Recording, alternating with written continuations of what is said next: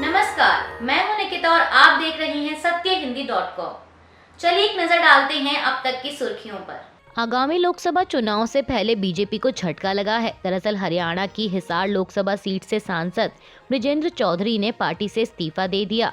वहीं अब उनके इस्तीफा दिए जाने के बाद इस बात की चर्चा हो रही है कि वह जल्द ही कांग्रेस में शामिल हो सकते हैं। इस बीच उन्होंने कांग्रेस अध्यक्ष मल्लिकार्जुन खड़गे से उनके आवास पर मुलाकात भी की। चौधरी ने अपने इस्तीफे की जानकारी देते हुए एक्स पर लिखा कि मैंने राजनीतिक कारणों की वजह से बीजेपी की प्राथमिक सदस्यता से इस्तीफा दे दिया है। मैं पार्टी, राष्ट्रीय अध्यक्ष जेपी नड्डा, प्रधानमंत्री नरेंद्र मोदी, गृह मंत्री अमित शाह का हिसार के संसद सदस्य के रूप में सेवा करने का अवसर देने के लिए आभार व्यक्त करता हूं। इस बीच खबरों के मुताबिक कहा जा रहा है कि चौधरी ने इस बार लोकसभा का टिकट कटने के डर से पार्टी से इस्तीफा दिया है।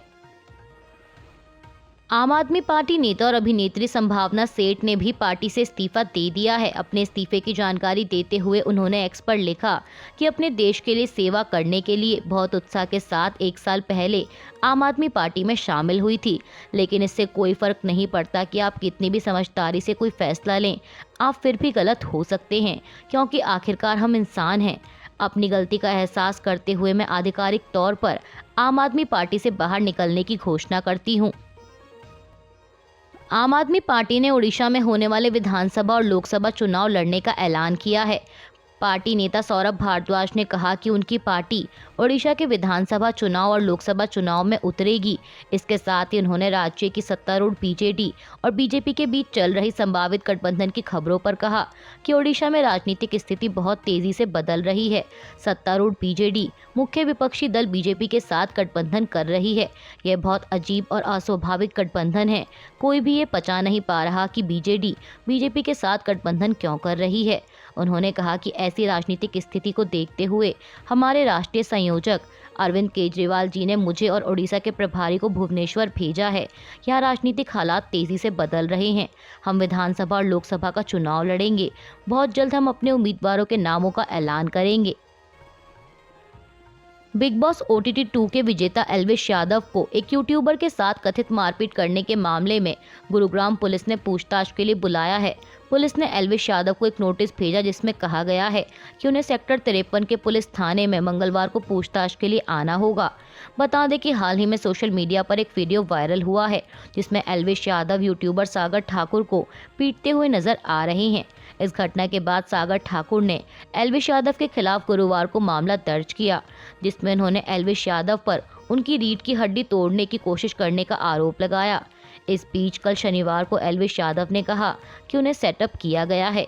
एक इंस्टाग्राम वीडियो में एल्विश यादव ने कथित तौर पर कहा कि यूट्यूबर ने उन्हें और उनके माता पिता को जिंदा जलाने की धमकी दी थी, जिस वजह से उन्हें गुस्सा आया।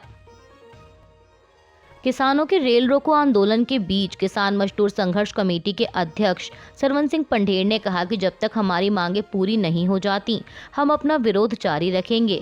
हम आज दोपहर 12 बजे से शाम 4 बजे तक 4 घंटे के लिए ट्रेनें रोकेंगे। हमारा आदर्श आचार संहिता के कार्यान्वयन से कोई लेना देना नहीं है, क्योंकि जब हमने यह विरोध शुरू किया था तो हमें पता था कि हम 40 दिनों में यह विरोध नहीं जीत पाएंगे। हम अपनी ताकत बढ़ाते रहेंगे। बता दें कि किसानों के रेल रोको आंदोलन के मद्देनजर अमृतसर के देवीदासपुरा में भारी पुलिस तैनात की गई है। पुलिस की टीम को गश्त लगाते हुए देखा गया। अमृतसर वो शहर है जहां किसान पटरियों पर उतरने वाले हैं। MSP की कानूनी गारंटी समेत अन्य मांगों को लेकर पंजाब हरियाणा बॉर्डर पर आंदोलन कर रहे किसानों ने आज देश भर में रेल रोको का आह्वान किया है। रेल रोको आंदोलन आज रविवार को 4 घंटे तक चलने वाला है, जिसका सीधा असर रेल यातायात पर देखने को मिलेगा। मीडिया रिपोर्ट्स के मुताबिक किसान आज देश भर में ट्रेनों को रोकेंगे और इस अभियान में महिला किसान भी शामिल होंगी। इसके तहत अकेले पंजाब में 52 स्थानों पर ट्रेनों को रोका जाएगा। किसान नेताओं ने कल शनिवार को जानकारी देते हुए एक प्रेस कॉन्फ्रेंस के दौरान कहा कि इस अभियान में नारी शक्ति बराबर की भूमिका निभाएगी और पंजाब के साथ देश भर में रेल रोकी जाएगी।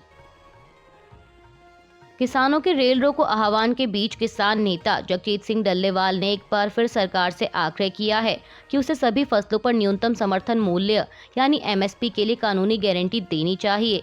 वह अपनी जिम्मेदारी से ना भागे। डल्लेवाल ने एक बार फिर इस बात पर जोर दिया कि किसानों को स्वामीनाथन आयोग द्वारा की गई सिफारिश के अनुसार C2+ 50% फॉर्मूले के तहत सभी फसलों पर MSP मिलनी चाहिए। उन्होंने उस दावे को भी खारिज कर दिया जिसमें कहा गया कि MSP की वजह से सरकारी खर्च बढ़ेगा।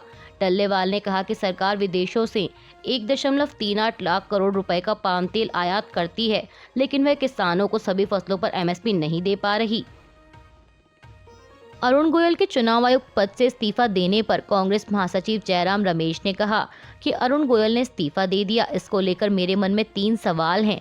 पहला, क्या मुख्य चुनाव आयुक्त और मोदी सरकार के बीच कुछ मतभेद है? दूसरा, उनके व्यक्तिगत कारण हो सकते हैं। और तीसरा, क्या उन्होंने इस्तीफा इसलिए दिया है ताकि वह बीजेपी के टिकट पर चुनाव लड़ सकें? कांग्रेस नेता ने कहा कि इसको लेकर अगले कुछ दिनों में चीजें साफ हो जाएंगी। वहीं सूत्रों के मुताबिक कहा जा रहा है कि अरुण गोयल ने निजी कारणों की वजह से चुनाव आयुक्त के पद से इस्तीफा दिया है। चुनाव आयुक्त अरुण गोयल ने कल शनिवार को अपने पद से इस्तीफा दे दिया, जिसे राष्ट्रपति द्वारा स्वीकार कर लिया गया है। उन्होंने यह इस्तीफा ऐसे समय पर दिया जब देश में लोकसभा चुनाव होने में कुछ ही समय बाकी बचा है। अब ऐसे में उनके इस्तीफे को लेकर कई तरह के सवाल उठने लगे हैं। बता दें कि अरुण गोयल ने भारत के चुनाव आयुक्त के तौर पर 21 नवंबर 2022 को जिम्मेदारी संभाली थी। चुनाव आयुक्त पद से अरुण गोयल के इस्तीफा दिए जाने पर कांग्रेस ने चिंता जाहिर की है।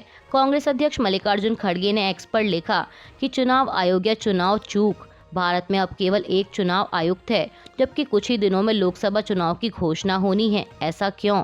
खड़गे ने कहा कि जैसा कि मैंने पहले भी कहा है, यदि हम अपने स्वतंत्र संस्थानों के व्यवस्थित विनाश को नहीं रोकते हैं तो तानाशाही द्वारा हमारे लोकतंत्र पर कब्जा कर लिया जाएगा और इलेक्शन कमीशन ऑफ इंडिया अब गिरने वाली अंतिम संवैधानिक संस्थाओं में से एक होगी। चूंकि चुनाव आयुक्तों के चयन की नई प्रक्रिया ने अब प्रभावी रूप से सारी शक्तियां सत्ताधारी दल और प्रधानमंत्री को दे दी हैं, इस पर मोदी सरकार को जवाब देना चाहिए और उचित स्पष्टीकरण देना चाहिए। कांग्रेस के संगठन महासचिव केसी वेणुगोपाल ने भी अरुण गोयल के इस्तीफे पर प्रतिक्रिया देते हुए कहा कि दुनिया के सबसे बड़े लोकतंत्र के स्वास्थ्य के लिए यह बेहद चिंताजनक है कि चुनाव आयुक्त श्री अरुण गोयल ने लोकसभा चुनाव से ठीक पहले इस्तीफा दे दिया है। इलेक्शन कमीशन ऑफ इंडिया जैसी संवैधानिक संस्था कैसे काम कर रही है और सरकार उन पर किस तरह दबाव डालती है, इसमें बिल्कुल भी पारदर्शिता नहीं है। 2019 के चुनावों के दौरान श्री अशोक लवासा ने आदर्श आचार संहिता के उल्लंघन के लिए पीएम मोदी को क्लीन चिट देने के खिलाफ असहमति जताई थी और बाद में उन्हें लगातार पूछताछ का सामना करना पड़ा। यह रवैया दर्शाता है कि शासन लोकतांत्रिक परंपराओं को नष्ट करने पर तुला हुआ है। इसे स्पष्ट किया जाना चाहिए और इलेक्शन कमीशन ऑफ इंडिया को हर समय पूरी तरह से गैर पक्षपातपूर्ण होना चाहिए। इंग्लैंड से 5 मैचों की टेस्ट सीरीज 4-1 से जीतने के बाद भारतीय क्रिकेट टीम के कप्तान रोहित शर्मा ने अपने रिटायरमेंट को लेकर बयान दिया है। सीरीज जीतने के बाद OTT चैनल से बातचीत के दौरान रोहित शर्मा ने कहा कि जब उन्हें लगेगा कि उनका आगे खेलना क्रिकेट के लिए अच्छा नहीं है तो वो संन्यास ले लेंगे। इसके साथ ही उन्होंने ये भी कहा कि पिछले 2-3 साल से वे अपना बेहतरीन क्रिकेट खेल रहे हैं। पश्चिम बंगाल सरकार ने नया कदम उठाते हुए अधिसूचना जारी की है कि इस बार रामनवमी के अवसर पर यानी 17 अप्रैल को छुट्टी होगी। बता दें कि यह पहली बार होगा जब रामनवमी पर बंगाल सरकार द्वारा छुट्टी की घोषणा की गई है। कल शनिवार को जारी एक बयान में इस बात की जानकारी दी गई। बता दें कि बंगाल में हमेशा से दुर्गा पूजा, काली पूजा और सरस्वती पूजा बड़े त्योहार के रूप में मनाए जाते हैं, लेकिन पिछले कुछ वर्षों से रामनवमी और हनुमान जयंती भी धूमधाम से मनाई जा रही है। कई अन्य त्योहारों पर सार्वजनिक अवकाश होता था, लेकिन रामनवमी पर बंगाल में अवकाश नहीं होता था और पिछले साल बंगाल में रामनवमी के मौके पर कई जगह पर हिंसा भी हुई थी, जिसे भाजपा ने बड़ा मुद्दा बनाते हुए राज्य सरकार को घेरा था। और बीजेपी अक्सर ये आरोप लगाती रही है कि राज्य सरकार रामनवमी के दिन लोगों के एकत्रित होने और धार्मिक जुलूस निकालने के लोगों के अधिकार पर अंकुश लगाने की कोशिश करती है। अब वहीं लोकसभा चुनाव से पहले बंगाल सरकार की इस घोषणा को चुनावी हथकंडे के रूप में देखा जा रहा है। चंडीगढ़ मेयर चुनाव के बाद आम आदमी पार्टी का दामन छोड़ बीजेपी में शामिल हुए 3 पार्षदों में से 2 ने घर वापसी कर ली है। पूनम देवी और नेहा मुसावत पिछले महीने बीजेपी के साथ जाने वाले आम आदमी पार्टी के 3 पार्षदों में शामिल थीं, लेकिन दोनों ने एक बार फिर वापस आम आदमी पार्टी में लौटने पर इसे घर वापसी बताया है। बता दें कि बीजेपी में शामिल होने के बाद पूनम देवी ने पीएम मोदी की प्रशंसा करते हुए कहा था कि आम आदमी पार्टी झूठों की पार्टी है, लेकिन पीएम मोदी गरीबों और दलितों की मदद करते हैं और मैं उनसे इंस्पायर हूँ। आम आदमी पार्टी ने मुझे मेयर पद का उम्मीदवार बनाने का वादा किया था। मेरे पति जो एक सामाजिक कार्यकर्ता हैं को जेल भेज दिया गया। आम आदमी पार्टी झूठों की पार्टी है। वहीं अब एक बार फिर आम आदमी पार्टी में वापसी पर पूनम देवी और नेहा मुसावत ने कहा कि गलतफहमियां होती रहती हैं और वे घर वापसी करके खुश हैं। गजा में बीते 5 महीनों से जारी युद्ध के बीच अमेरिकी राष्ट्रपति जो बाइडेन ने पहली बार इजराइल के प्रधानमंत्री के खिलाफ बोला है।